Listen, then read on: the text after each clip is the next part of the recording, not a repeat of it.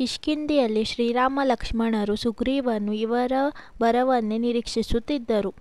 ಸೀತಾದೇವಿಯನ್ನು ಹುಡುಕಲು ಇತರ ದಿಕ್ಕುಗಳಲ್ಲಿ ಹೋಗಿದ್ದ ಕಪಿಗಳೆಲ್ಲ ನಿರಾಶೆಯಿಂದ ಆಗಲೇ ಹಿಂದಿರುಗಿದ್ದರು. ಸುಗ್ರೀವನು ಹನುಮಂತ ಜಾಂಬವಂತನು ಏಕೆ ಬರಲಿಲ್ಲವೆಂದು ಚಡಪಡಿಸುತ್ತಿದ್ದನು. ಹನುಮಂತ ಮೊದಲಾದವರು ಕಿಷ್ಕಿಂಧೆಗೆ ಹಿಂದಿರುಗಿದ ಕೂಡಲೇ ಎಲ್ಲರೂ ಅದರ ಸಡಗರಗಳಿಂದ ಅವರನ್ನು ಮುತ್ತಿಕೊಂಡರು. ಹನುಮಂತನು ಶ್ರೀರಾಮ ಲಕ್ಷ್ಮಣರಿಗೂ ಸುಗ್ರೀವರಿಗೂ ನಮಸ್ಕರಿಸಿದನು. ಅನಂತರ ಪ್ರಭು ಸೀತಾದೇವಿ ಕುಶಲದಿಂದ ಇದ್ದಾರೆ ಎಂದನು. ಅದನ್ನು ಕೇಳಿ ಅವರಿಗೆಲ್ಲ ಆನಂದ ಆಶ್ಚರ್ಯಗಳು ಉಂಟಾದವು. ಆಹಾ, ಹನುಮಂತನು ಸೀತೆಯನ್ನು ಕಂಡು ಬಂದಿದ್ದಾನೆ ಎಂದು ಸಂಭ್ರಮಗೊಂಡರು. ಶ್ರೀರಾಮನು ಹನುಮಂತ, ನೀನು ತಂದಿರುವ ವಾರ್ತೆ ಅತ್ಯಂತ ಆನಂದಕರವಾಗಿದೆ. ವಿಷಯವನ್ನು ವಿವರವಾಗಿ ತಿಳಿಸು ಎಂದು ಕೇಳಿದನು. ಆಗ ಹನುಮಂತನು ತಾನು ಕಿಷ್ಕಿಂಧೆಯನ್ನು ಬಿಟ್ಟು ಹೊರಟ ದಿನದಿಂದ ಅವರಿಗಾದ ನಡೆದ ಎಲ್ಲ ಸಂಗತಿಗಳನ್ನು ವಿವರವಾಗಿ ತಿಳಿಸಿದನು. ಅನಂತರ ಸೀತಾದೇವಿಯಿಂದ ಪಡೆದಿದ್ದ ಚೂಡಾಮಣಿಯನ್ನು ಶ್ರೀರಾಮನಿಗೆ ಕೊಟ್ಟನು. ಶ್ರೀರಾಮನಿಗೆ ಅದನ್ನು ನೋಡಿದ ಕೂಡಲೇ ಸೀತೆಯ ನೆನಪು ಬಂತು. ತಟತಟನೆ ಕಣ್ಣೀರು ಉದುರಿತು. ಹನುಮಂತನು, ಪ್ರಭು ಸೀತಾದೇವಿ ತುಂಬ ಕಷ್ಟದಲ್ಲಿದ್ದಾರೆ. ನಿಮ್ಮ ನಿರೀಕ್ಷಣೆಯಲ್ಲಿಯೇ ಕಾಲ ನುಕ್ಕುತ್ತಿದ್ದಾರೆ. ನಾನು ಅವರಿಗೆ ಇನ್ನೊಂದು ತಿಂಗಳೊಳಗೆ ಲಂಕೆಯಲ್ಲಿ ಕಪಿಗಳ ಗರ್ಜನೆಯನ್ನು, ಶ್ರೀರಾಮರ ಬಿಲ್ಲಿನ ಟೇಂಕಾರವನ್ನು ಕೇಳುತ್ತೀರಿ. ಈ ರಾಕ್ಷಸರು ಬೆಂಕಿಗೆ ಬಿದ್ದ ಪತಂಗಗಳ ಪಟಪಟನೆ ಪ್ರಾಣ ಬಿಡುವುದನ್ನು ನೋಡುತ್ತೀರಿ. ಯುದ್ಧದಲ್ಲಿ ಶ್ರೀರಾಮಚಂದ್ರ ಪ್ರಭುವು ರಾವಣನನ್ನು ಕೊಂದು ನಿಮ್ಮನ್ನು ಸೆರೆಯಿಂದ ಬಿಡಿಸಿಕೊಂಡು ಹೋಗುವರು ಎಂದು ಆಶ್ವಾಸನೆ ನೀಡಿದ್ದೇನೆ ಎಂದನು. ಹನುಮಂತನ ಸಾಹಸದ ಕಥೆಯನ್ನು ಕೇಳಿ ಶ್ರೀರಾಮನಿಗೆ ಅತ್ಯಾನಂದವಾಯಿತು. ಅವನು ಹನುಮಂತನನ್ನು ಆದರದಿಂದ ಬಿಗಿದಪ್ಪಿಕೊಂಡನು. ಅನಂತರ ಶ್ರೀರಾಮನು ಸುಗ್ರೀವನನ್ನು ಕುರಿತು, ಸುಗ್ರೀವ, ಸೀತೆ ಎಲ್ಲಿರುವಳೆಂಬುದು ತಿಳಿಯಿತು. ನಾವು ಲಂಕೆಯ ಕಡೆ ಹೊರಡಬೇಕು. ರಾವಣನನ್ನು ಕೊಂದು ಸೀತೆಯನ್ನು ಪಡೆಯಬೇಕು. ಇದಕ್ಕೆ ನಿನ್ನ ಸಹಾಯ ಬೇಕಾಗಿದೆ ಎಂದನು. ಸುಗ್ರೀವನು, ಶ್ರೀರಾಮ, ನಾನು ನನ್ನ ಸೇವೆ ಅಷ್ಟೇ ಅಲ್ಲ, ನನ್ನ ಇಡೀ ರಾಜ್ಯವೇ ನಿನ್ನ ಸೇವೆಗೆ ಸಿದ್ಧವಾಗಿದೆ.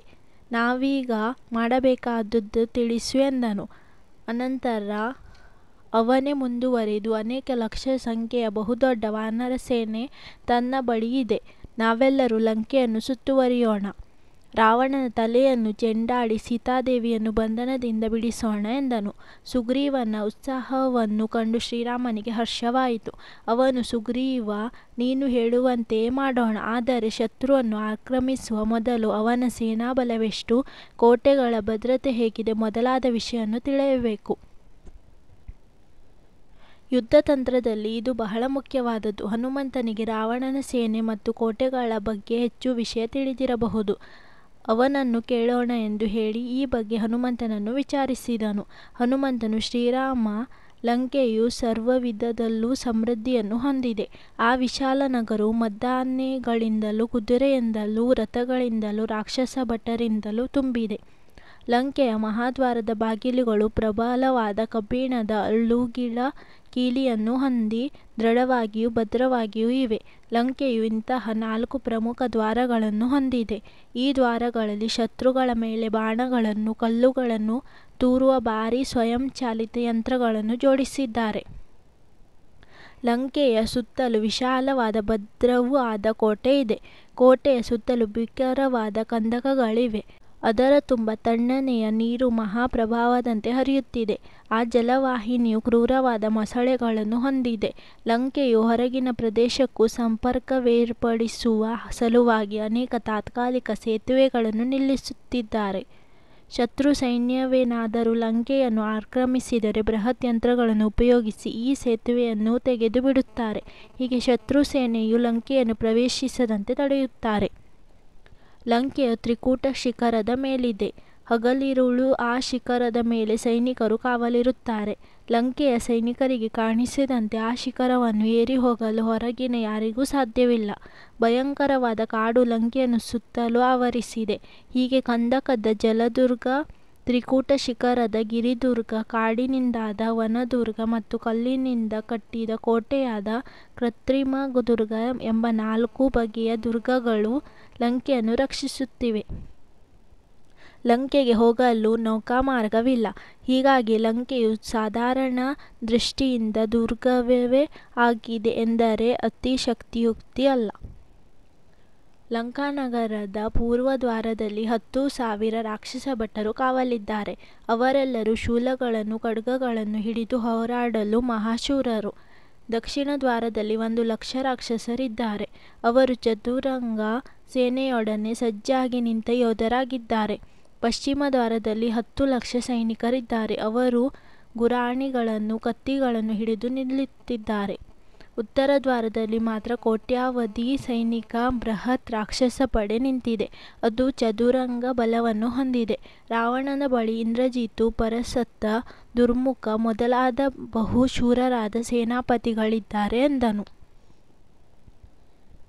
ಆಗ ಸುಗ್ರೀವನು ಹನುಮಂತ ರಾವಣನ ಸೇನೆಯ ವಿಸ್ತಾರವನ್ನು ಹೇಳಿದೆ. ಆದರೆ ನೀನು ಲಂಕೆಗೆ ಹೋಗಿ ಸುಮ್ಮನೆ ಹಿಂದಿರುಗುವುದಿಲ್ಲ. ಏನಾದರೂ ಸಾಹಸ ಕಾರ್ಯ ಮಾಡಿಯೇ ಇರುತ್ತೀಯೇ. ಅದನ್ನು ಕೇಳಿ ಸಂತೋಷಿಸೋಣ ಎಂದನು. ಹನುಮಂತನು ತನ್ನ ಸಾಹಸವನ್ನು ಹೇಳಲು ಸಂಕೋಚಪಟ್ಟುಕೊಂಡನು. ಅವನು ವಿನಯ ಗೌರವಗಳಿಂದ ತಲೆ ತಗ್ಗಿಸಿ, ಸ್ವಾಮಿ, ಕಂದಕಗಳನ್ನು ಮುಚ್ಚಿದ ತಾತ್ಕಾಲಿಕ ಸೇತುವೆಗಳನ್ನು ಕುಟ್ಟಿ ಮುರಿದು ಅವೆಲ್ಲವನ್ನು ಕಂದಕದಲ್ಲಿಯೇ ಚೆಲ್ಲಿಬಿಟ್ಟಿದ್ದೇನೆ. ಹೀಗಾಗಿ ಲಂಕೆಯು ತನ್ನ ಜಲದುರ್ಗವನ್ನು ಕಳೆದುಕೊಂಡಿದೆ. ಕೋಟೆ ಗೋಡೆಗಳು ಒಡೆದು ಹಾಕಿ ಲಂಕೆಯ ಕೃತ್ರಿಮ ದುರ್ಗವನ್ನು ಭೇದಗೊಳಿಸಿದ್ದೇನೆ. ಲಂಕೆಯನ್ನು ಸುಟ್ಟು ಜನರಲ್ಲಿ ಹೆದರಿಕೆ ಹುಟ್ಟಿಸಿದ್ದೇನೆ. ಉತ್ತರ ಭಾಗದ ರಾಕ್ಷಸ ಪಡೆಯಲ್ಲಿ ಒಂದು ದೊಡ್ಡ ಭಾಗವನ್ನೇ ನಿರ್ನಾಮ ಮಾಡಿದ್ದೇನೆ.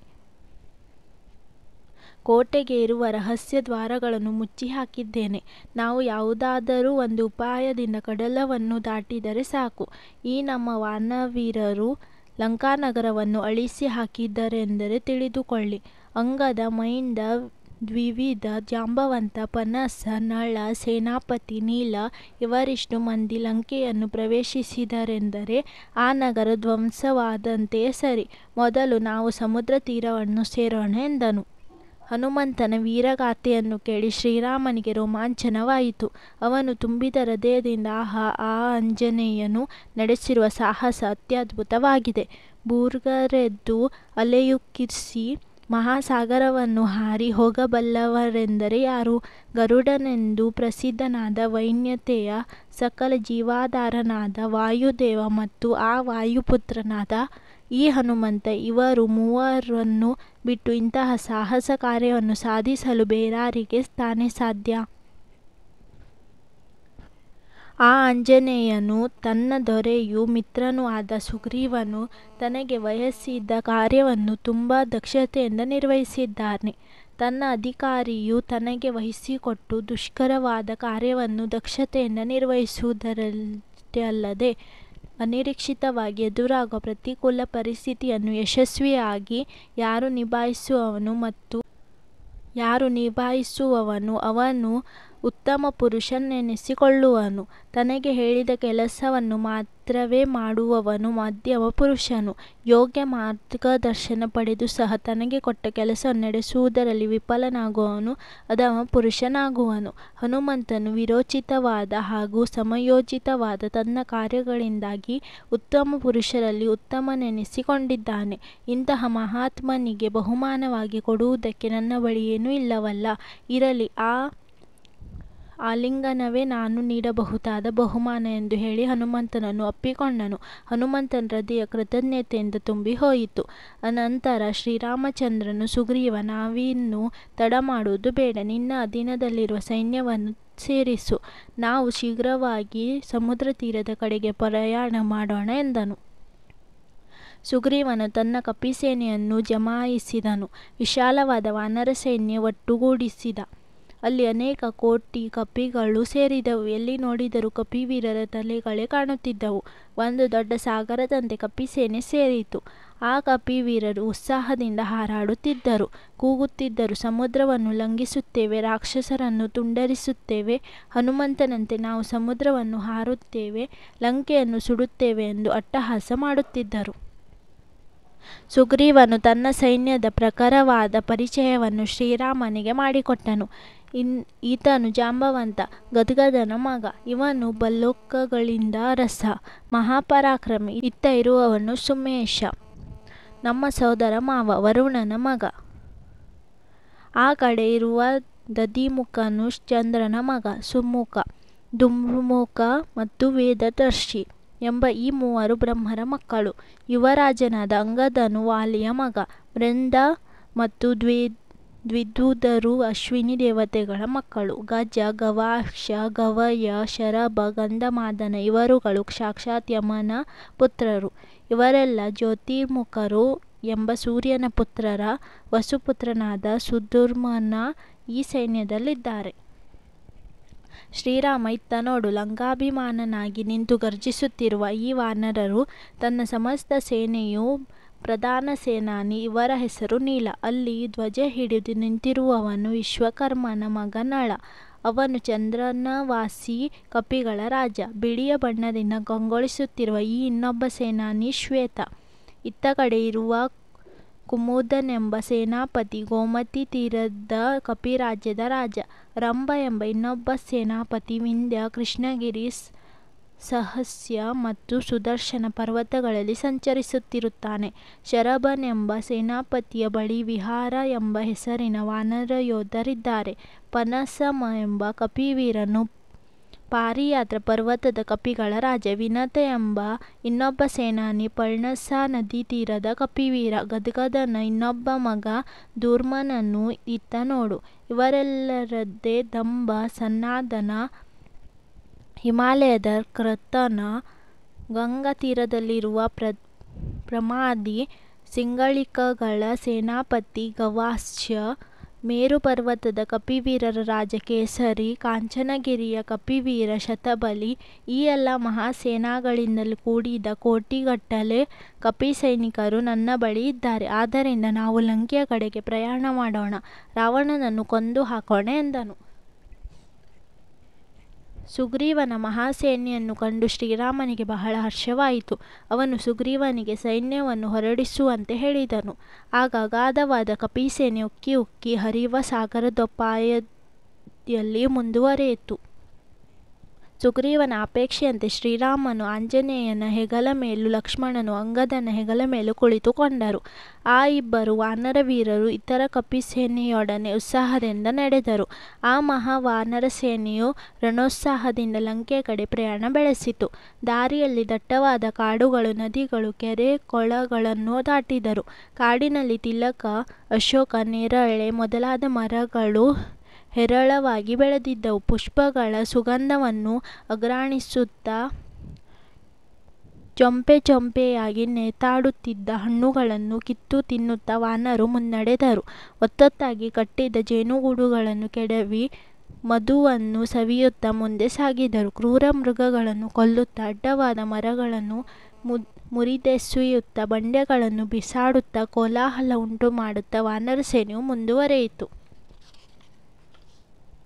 ಹೀಗೆ ಪ್ರಯಾಣ ಮಾಡುತ್ತಾ ಅವರು ಮಹೇಂದ್ರಗಿರಿಯನ್ನು ತಲುಪಿದರು. ಆ ಪರ್ವತದ ಶಿಖರದಿಂದ ನೋಡಿದಾಗ ಅವರಿಗೆ ಮಹಾಸಮುದ್ರವು ಗೋಚರಿಸಿತು. ಎಲ್ಲರೂ ಸಮುದ್ರದ ಬಳಿಗೆ ಬಂದರು. ಮೀನು ತಿಮಿಂಗಲಗಳಿಂದ ಕೂಡಿದ್ದ ಸಮುದ್ರವು ಉಗ್ರವಾಗಿತ್ತು. ಸಮುದ್ರದ ಎಲೆಗಳು ತೀರದಲ್ಲಿದ್ದ ಬಂಡೆಗಳನ್ನು ಅಪ್ಪಳಿಸುತ್ತಿದ್ದವು. ಮೇಲೆ ಆಕಾಶದ ನೀಲಿ, ಕೆಳಗೆ ಸಮುದ್ರದ ನೀಲಿ ಕಣ್ಣು ಹಾಯಿಸುವುದಂತೆ ದೂರವು ಸಮುದ್ರವೇ ಸಮುದ್ರ, ನೀಲಿಯೇ ನೀಲಿ. ಸಮುದ್ರವನ್ನು ಕಂಡು ಶ್ರೀರಾಮನಿಗೆ ಚಿಂತೆಯಾಯಿತು. ಈ ವಿಶಾಲ ಜಲಸಾಗರವನ್ನು ದಾಟಿ ಲಂಕೆಯನ್ನು ತಲುಪುವುದು ಸಾಧ್ಯವೇ ಎಂದು ಅವನು ಖಿನ್ನನಾದನು. ಸುಗ್ರೀವನನ್ನು ಕುರಿತು, ಸುಗ್ರೀವ, ನಮ್ಮ ಸೈನ್ಯವನ್ನು ಇಲ್ಲಿಯೇ ನಿಲ್ಲಿಸೋಣ. ಈ ಜಲರಾಶಿ ಅಪಾರವಾದದ್ದು, ಅಪಾಯಕರವಾದದ್ದು. ಉಪಾಯದಿಂದಲೇ ದಾಟಬೇಕು.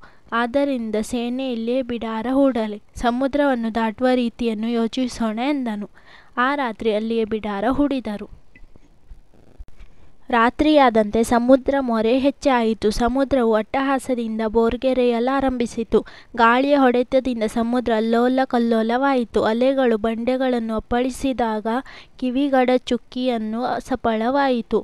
ಸಮುದ್ರದಿಂದ ಭೀಕರವಾದ ತಿಮಿಂಗಲ, ಸರ್ಪ ಮೊದಲಾದ ಪ್ರಾಣಿಗಳು ಈಜಾಡುತ್ತಿದ್ದವು. ಇಷ್ಟು ರೌದ್ರತೆಯಲ್ಲೂ ಒಂದು ಸೌಂದರ್ಯವಿತ್ತು. ಚಂದ್ರನ ಬೆಳದಿಂಗಳು ಸಮುದ್ರದ ನೊರೆಯ ಮೇಲೆ ಬಿದ್ದು ಅದು ಕ್ಷೀರಸಾಗರದಂತೆ ರಾಜಾಯಿಸುತ್ತಿದ್ದವು. ಶ್ರೀರಾಮನು ಸಮುದ್ರರಾಜನ ಅಟ್ಟಹಾಸವನ್ನು ನೋಡಿ, ಲಕ್ಷ್ಮಣ, ಸಮುದ್ರವನ್ನು ನೋಡಿದ್ದೀಯಾ? ಈ ಸ್ಥಿತಿಯಲ್ಲಿ ಲಂಕೆಯನ್ನು ತಲುಪುವುದು ಸಾಧ್ಯವೇ ಎಂದನು. ಲಕ್ಷ್ಮಣನು, ಅಣ್ಣ, ಇದೇನು ಆಶ್ಚರ್ಯ? ನೀನು ಅಧೈರ್ಯ ಪಡುತ್ತಿದ್ದೀಯಲ್ಲ. ತಾಟಕಿ, ಸುಬಾಹು, ಕಂಬದ, ಕರ, ದೂಷಣ ಮೊದಲಾದ ರಾಕ್ಷಸರನ್ನು ಕೊಂದ ಪರಾಕ್ರಮಿ ನೀನು. ಎಂತೆಂತಹ ಕಷ್ಟ ಪರಿಸ್ಥಿತಿಯಲ್ಲೂ ಎದೆಗುಂದದೆ ಧೈರ್ಯದಿಂದ ಮುನ್ನುಗ್ಗಿರುವೆ. ಅದೇ ನಿನ್ನಂತಹ ಶೂರರ ಲಕ್ಷಣ. ಅದು ಬಿಟ್ಟು ಈ ರೀತಿ ಚಿಂತಿಸುವುದೇ ನಿನಗೆ ಶೋಭಿಸುವುದು. ಸಮುದ್ರವನ್ನು ದಾಟುವ ರೀತಿಯನ್ನು ಹುಡುಕೋಣ, ಯೋಚಿಸಬೇಡ ಎಂದನು.